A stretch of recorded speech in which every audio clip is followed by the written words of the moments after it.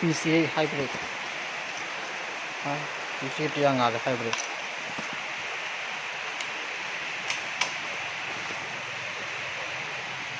โอเคအားလုံးကြပြီနော်ပုံတော့မဲ့တိုင်းပဲပုံမှန်ပဲနော်ပုံလောက်လောက်ရโอเคကျေးဇူးပါမပိုင်ရှင်မနေ့ကရမယ်နော်